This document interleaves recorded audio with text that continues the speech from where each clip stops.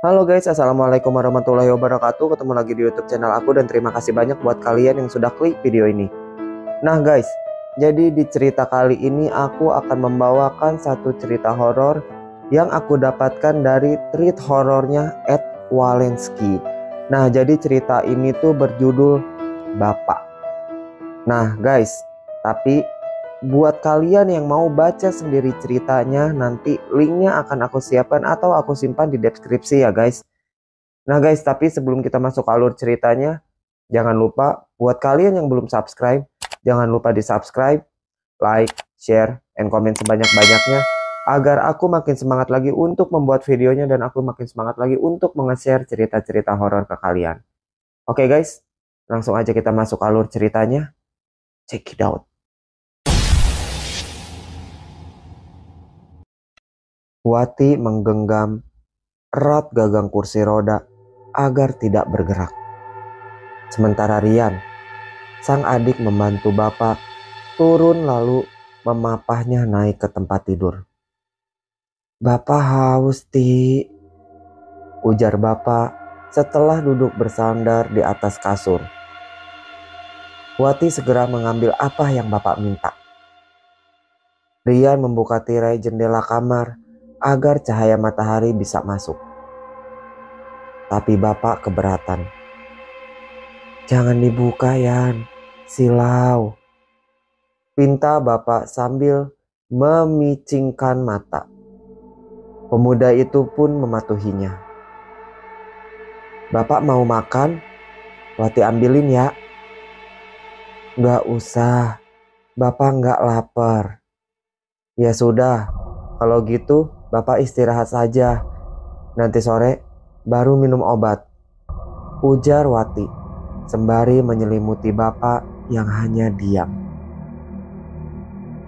Rian mengekor di belakang Wati yang melangkah keluar kamar lalu duduk di ruang tamu. Sejenak mereka diam. Wati nampak cemas. Rian tahu apa yang menjadi keresahan kakaknya. "Kasihan bapak ya mbak," ucap Rian memecah kebisuan. Wati menghela napas. "Aku bingung, Yan. Kita harus bagaimana? Sebenarnya aku maunya bapak tetap di rumah sakit. Seenggaknya di sana bapak diobati," keluh Wati. Rian hanya bisa mengangkat bahu pertanda pasrah. "Aku juga maunya gitu, mbak. Tapi kamu kan tahu sendiri, bapak yang minta pulang. Nggak betah katanya. Terus kalau nggak ke rumah sakit, mau berobat kemana?" tanya Wati coba mendebat. "Katanya sih mau berobat alternatif aja. Pokoknya bapak bilang dia nggak mau lagi ke rumah sakit," sahut Rian. Wati terdiam. Rian pun juga ikut diam. Keduanya lantas hanyut dalam pikiran yang sama tentang bapak mereka. Sudah lebih dari setahun bapak keluar masuk rumah sakit. Namun kombinasi penyakit gula dan paru-paru yang diidapnya kian menunjukkan tajinya. Sosoknya yang dulu angker dengan kumis melintas kini begitu kurus. Kecanduannya akan rokok serta pola makan yang sembarangan telah menciptakan monster penyakit dalam tubuhnya yang kini meledak bagaikan bom waktu. Banyak yang bilang kalau saja bapak dulunya bukan tentara, mungkin dia takkan mampu bertahan sampai sejauh ini. Namun tubuh dan mental yang keras ditempa selama masa baktinya pada negara membuat bapak mampu melewati semua rasa sakit itu. "Bapak mau makan apa? Nanti Wati beliin," Tanya Wati ketika jam makan malam tiba. Apa aja lah Ti, rasanya sama saja. Nggak ada yang bisa nandingin masakan ibu kamu, jawab bapak. Wati tersenyum. Dia setuju. Bagi mereka, masakan ibu adalah yang terbaik di dunia. Tak ada perdebatan untuk itu. Tapi, sejak ibu meninggal 3 tahun yang lalu, mereka harus beradaptasi dengan masakan warung yang kata bapak rasanya hambar. Jangankan menyamai masakan ibu, mendekati pun tidak. Al-Fatihah untuk ibu. Wati sudah mencoba untuk masak sebisanya. Tapi, meskipun bapak tak pernah berkomentar, namun Wati tahu kalau masakannya belum mampu memuaskan selera bapak. Mbak, besok kita jadi bawa bapak ke tempat Kiroso. Katanya kalau mau ke sana harus pagi-pagi. Pasiennya banyak banget. Tanya Rian. Nggak tahu lah Yan. Sebenarnya aku nggak suka bapak berobat ke tempat-tempat begitu. Paling nanti cuma dikasih air putih. Sembuh syukur. Nggak sembuh ya sudah. Nggak jelas banget. Keluh Wati. Rian hanya bisa tersenyum getir. Ucapan kakaknya adalah sebuah kenyataan yang pahit. Memang, sejak keluar dari rumah sakit, dia dan kakaknya coba membawa bapak ke sejumlah tempat pengobatan alternatif. Namun, hingga kini belum juga menuai hasil yang memuaskan. Situasi itu membuat semangat bapak seolah pudar. Dia kini jadi sering duduk melamun di teras rumah. Tempat favoritnya di mana dia dulu sering duduk sambil menghabiskan berbatang-batang rokok sebelum akhirnya penyakit memaksanya berhenti total. Pak, bapak jangan sering duduk di sini, nanti masuk angin. Mending bapak istirahat di dalam, pinta Rian. Bapak bosen Yan di kamar terus, keluh bapak lalu terbatuk-batuk. Rian cuma bisa diam. Penyakit memang membuat kondisi tubuh bapak berubah drastis. Tapi tidak dengan watak yang keras kepala. Kalau dia sudah punya mau, tidak ada yang bisa melarangnya. Namun, bapak bukanlah manusia super. Usianya yang sudah lanjut ditambah penyakit yang terus menggerogoti membuatnya kini hanya bisa berbaring di tempat tidur. Bertumpuk-tumpuk obat racikan serta sejumlah ramuan dari berbagai tempat pengobatan. Kini tak pernah disentuhnya lagi. Percuma katanya.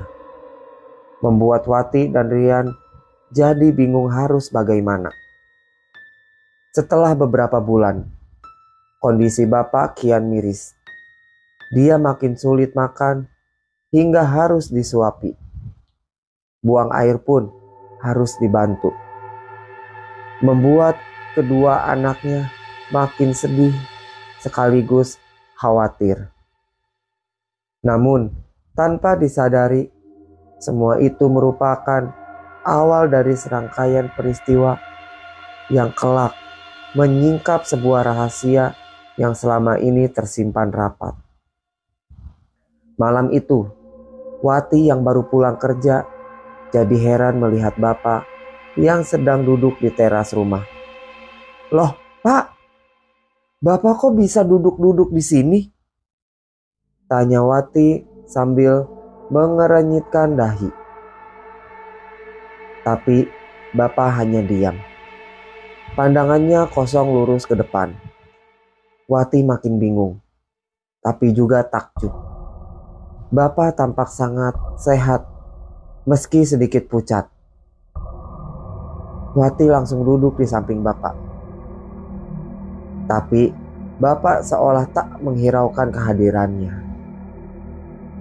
Wati kembali ingin bertanya. Dia benar-benar tidak habis pikir. Bagaimana bapak yang belakangan ini hanya bisa berbaring, kini duduk dengan nyaman tanpa meringis. Namun sebelum sempat Wati membuka mulut, mendadak muncul wajah Rian yang menggolok dari dalam rumah. "Mbak, kamu baru pulang? Itu bapak di kamar dari tadi nanyain kamu." "Hah?" Wati spontan menoleh. Kosong. Bangku di sebelahnya kosong. Membuatnya terperangah bagai hilang kata-kata. "Kenapa mbak? Kok bingung gitu?" "Itu, bapak di kamar dari tadi nanyain kamu. Katanya, sudah malam begini kok kamu belum pulang?" Ucap Rian mengulangi perkataannya. Iya, aku baru pulang lembur. Bapak sudah makan belum?" Sahut Wati, coba bersikap senatural mungkin demi menyembunyikan rasa gugup. "Sudah, tadi sudah makan bubur." "Ya sudah sana, temuin bapak dulu," balas Rian, lalu kembali masuk ke dalam rumah.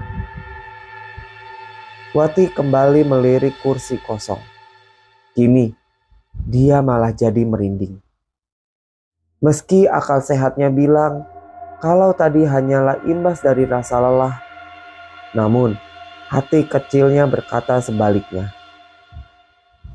Apa aku baru saja melihat hantu? Kejadian itu pun akhirnya terlupakan. Hingga beberapa malam berikutnya, Wati mendengar seperti ada suara orang batuk dari teras rumah. Wati menghampiri jendela, lalu sedikit menyibak tirai, mengintip keluar. "Bapak?" Batinnya bergumam heran saat melihat bapak yang tengah duduk merokok di sana. Bukannya tadi bapak ada di kamar, kok bisa ada di luar sambil merokok pula?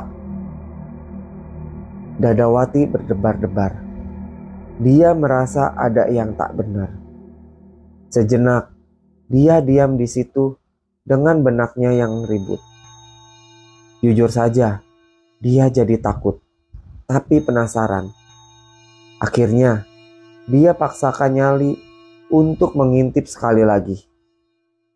Pelan-pelan, dia kembali menyibak tirai dengan tangan yang jadi gemetar. "Ah!" Wati spontan menjerit. Bapak tiba-tiba sudah berdiri di luar jendela, persis di hadapannya sambil menyeringai. Wati lari terbirit-birit menuju kamar bapak, tapi di situ dia jadi melongo melihat bapak yang sedang berbaring di tempat tidur. Lalu, yang di luar siapa?